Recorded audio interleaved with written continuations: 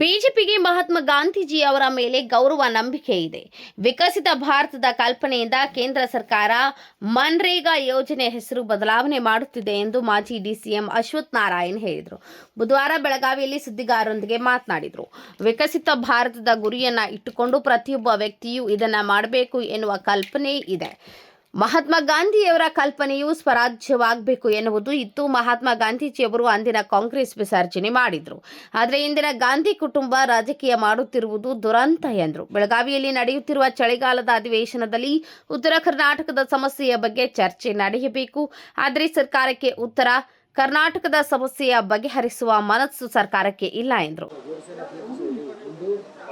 ಮಹಾತ್ಮ ಗಾಂಧಿ ಹೆಸರಿರುವಂಥ ಯೋಜನೆಯನ್ನು ರಾಮ್ಜಿ ಅಂತ ಇರ್ತಾ ಇದೆ ಅಂತ ನಮಗೆ ಭಾರತೀಯ ಜನತಾ ಪಾರ್ಟಿಗೆ ನಮಗೆ ಸಂಪೂರ್ಣ ಗೌರವ ಮತ್ತು ವಿಶ್ವಾಸ ಮಹಾತ್ಮ ಗಾಂಧಿಯವ್ರ ಮೇಲೆ ಇರುವಂಥದ್ದು ಭಾಳ ಸ್ಪಷ್ಟವಾಗಿದೆ. ಅವ್ರ ಮೇಲೆ ಅತಿಯಾದ ನಮಗೆ ಗೌರವನೂ ಇದೆ, ನಂಬಿಕೆಯೂ ಇದೆ. ಈ ನಾಮಕರಣವನ್ನು ಮಾಡುವಂಥದ್ದು ವಿಕಸಿತ ಭಾರತ ಅನ್ನುವಂಥದ್ದು ಪ್ರತಿಯೊಬ್ಬ ಭಾರತೀಯನಲ್ಲೂ ಕಾಣಬೇಕು. ಪ್ರತಿಯೊಬ್ಬ ವ್ಯಕ್ತಿ ಯಾವ ರೀತಿ ಅಭಿವೃದ್ಧಿ ಹೊಂದಂಥ ರಾಷ್ಟ್ರವಾಗಬೇಕು, ವಿಕಸಿತ ಭಾರತ ಆಗಬೇಕು ಅಂದರೆ ಯಾವ ರೀತಿಯ ಪ್ರಯತ್ನಗಳು 2047 ಇಟ್ಕೊಂಡಿರೋಂಥ ಒಂದು ಗುರಿ ಇದು. ಇವತ್ತೇನು ನರೇಂದ್ರ ಮೋದಿಯವರು ಈ ಕಾಲಕ್ಕೆ ನಾವು ಎಲ್ಲವನ್ನೂ ಇಲ್ಲೇ ಮಾಡ್ತೀವಿ ಅನ್ನೋದಲ್ಲ, ಒಂದು ಗುರಿ ಇಟ್ಕೊಂಡು ನಾವು ಪ್ರತಿಯೊಬ್ಬ ಭಾರತೀಯನು ಹೇಗೆ ಇದಕ್ಕೆ ತೊಡಗಿಸ್ಕೋಬೇಕು ಅನ್ನುವಂಥದ್ದು ಭಾಳ ಸ್ಪಷ್ಟವಾಗಿರುವಂಥ ಉದ್ದೇಶವಾಗಿದೆ. ಹಾಗಾಗಿ ಕಾಂಗ್ರೆಸ್ಗೆ ಯಾವಾಗಲೂ ದುರುದ್ದೇಶ ಬಿಟ್ಟರೆ ಸದುದ್ದೇಶ ಇಲ್ಲವೇ ಇಲ್ಲ. ಅವರ ರಾಷ್ಟ್ರ ಕಟ್ಟೋದ್ರಲ್ಲಿ ಇನ್ನೂ ಹೆಚ್ಚಿನ ಸ್ಪಷ್ಟತೆ, ಇನ್ನೂ ಉತ್ತಮವಾಗಿ ಪ್ರಯತ್ನ ಮಾಡೋದ್ರಲ್ಲಿ ಅವರ ಗುರಿ ಇಲ್ಲ. ಖಂಡಿತ ಇವತ್ತು ವಿಕಸಿತ ಭಾರತ ಅಂದರೆ ಪ್ರತಿಯೊಬ್ಬ 140 ಕೋಟಿ ನಾಗರಿಕರಿಗೆ ತಿಳುವಳಿಕೆ ಆಗಬೇಕಂದ್ರೆ ವಿಕಸಿತ ಭಾರತದಲ್ಲಿ ಎಷ್ಟು ಜನ ಹೇಳಲಿಕ್ಕಾಗುತ್ತೆ ಹೇಳಿ. ವಿಕಸಿತ ಭಾರತ ಅನ್ನುವಂಥದ್ದು ನಮ್ಮ ಗುರಿಯಾಗಿರೋದು 2047 ಒಳಗೆ ಏನೆಲ್ಲ ಪ್ರಯತ್ನ ಮಾಡಬೇಕು, ಏನೆಲ್ಲ ನಮ್ಮ ನಡೆಯಾಗಿರಬೇಕು, ಪ್ರತಿಯೊಬ್ಬ ವ್ಯಕ್ತಿನೂ ಒಬ್ಬ ಜವಾಬ್ದಾರಿಯುತವಾಗಿ ಈ ದಿಕ್ಕಲ್ಲಿ ಪ್ರಯತ್ನ, ಎಲ್ಲರ ಪ್ರಯತ್ನದಿಂದ ವಿಕಸಿತ ಭಾರತವನ್ನು ಮಾಡಲಿಕ್ಕಾಗುತ್ತೆ. ಕೆಲವೇ ವ್ಯಕ್ತಿಗಳಿಂದ ಮಾಡಲಿಕ್ಕಾಗಲ್ಲ. ಹಾಗಾಗಿ ಎಲ್ಲರೂ ಭಾಗಿಗಳಾಗಬೇಕು.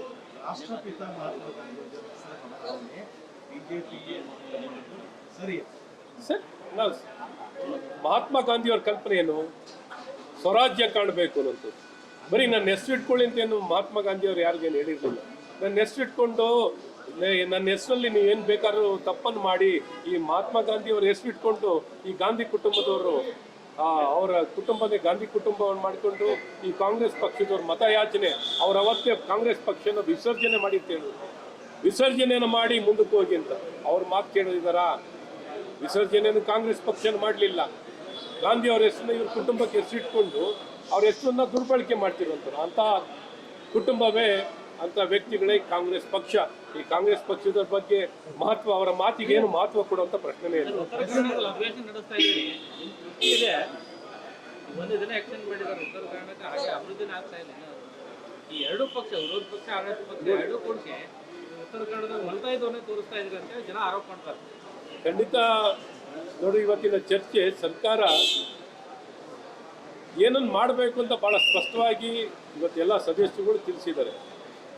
ಈ ಸಲಹೆಗಳನ್ನು ತಗೊಂಡು ಸರ್ಕಾರ ಅನುಷ್ಠಾನವನ್ನು ಮಾಡಬೇಕು, ಆ ದಿಕ್ಕಿನಲ್ಲಿ ಪ್ರಯತ್ನಗಳನ್ನು ಮಾಡಬೇಕು. ಈ ಪ್ರಯತ್ನವನ್ನು ಮಾಡದೆ ಬರೀ ನೆಪ ಮಾತ್ರದಲ್ಲಿ ಮಾತುಗಳನ್ನು ಕೇಳುವಂಥ ಕೆಲಸಗಳು ಆಗ್ತಿದೆ. ಖಂಡಿತ ಈ ದಿಕ್ಕಿನಲ್ಲಿ ಶಿಕ್ಷಣದಲ್ಲಿ ಭಾಳಷ್ಟು ಸುಧಾರಣೆಗಳನ್ನ ಕಾಣಬೇಕು, ಆರೋಗ್ಯ ಕ್ಷೇತ್ರದಲ್ಲಿ ಕಾಣಬೇಕು, ಮೂಲಭೂತ ಸೌಕರ್ಯದಲ್ಲಿ ಮತ್ತು ಭ್ರಷ್ಟಾಚಾರ, ಈ ಭ್ರಷ್ಟಾಚಾರ ಮುಕ್ತವಾಗಿ ಮಾಡಿದ್ರೆ ಇನ್ನೂ ಹೆಚ್ಚಿನ ನಾವು ಅಭಿವೃದ್ಧಿಯನ್ನು ಕಾಣಲಿಕ್ಕೆ ಸಾಧ್ಯವಾಗುತ್ತೆ ಅನ್ನೋಂಥದ್ದು ಭಾಳ ಸ್ಪಷ್ಟವಾಗಿದೆ. ಒಟ್ಟಾರೆ ಈ ದಿಕ್ಕಿನಲ್ಲಿ ಎಲ್ಲರೂ ಪ್ರಯತ್ನವನ್ನು ಮಾಡಬೇಕು. ಪ್ರತಿಪಕ್ಷವಾಗಿ ಸರ್ಕಾರ ವಿಫಲವಾದಾಗ ಸರ್ಕಾರಕ್ಕೆ ಮನವರಿಕೆ, ತಿಳುವಳಿಕೆ ಅನ್ನು ಕೊಡಲಿಕ್ಕೆ ಇವತ್ತು ಪ್ರತಿಪಕ್ಷ ಜವಾಬ್ದಾರಿಯುತವಾಗಿ ನಮ್ಮ ಪ್ರಯತ್ನವನ್ನು ನಾವು ಮಾಡ್ತೇವೆ. ಸರ್, 13 ಅಧಿವೇಶನ ಆದರೂ ಉತ್ತರ ಕರ್ನಾಟಕಕ್ಕೆ ನ್ಯಾಯ ಕೊಡಲಿಲ್ಲ.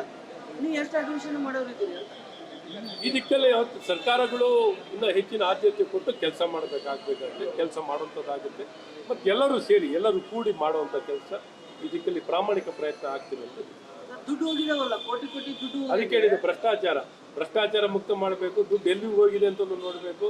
ಯಾವ ರೀತಿ ಗುಣಮಟ್ಟದ ಕಾರ್ಯಗಳು, ಕೆಲಸಗಳು, ಅಭಿವೃದ್ಧಿಗಳಾಗಿದೆ, ಯಾರು ಜೇಬಿಗೆ ಹೋಗಿದೆ, ಯಾರು ಸದ್ಬಳಕೆ ಆಗಿದೆಯಾ, ದುರ್ಬಳಕೆ ಆಗಿದೆಯಾ ಅನ್ನೋಂಥದ್ದೆಲ್ಲ ಅಧಿವೇಶನದಲ್ಲಿ ಹೋಟೆಲ್ಗಳು ಮತ್ತೆ ಕ್ಯಾಟ್ರಿಂಗ್ಗಳು ಬೆಳವಣಿಗೆ ಆಗ್ತಾ ಇದಾವೆ.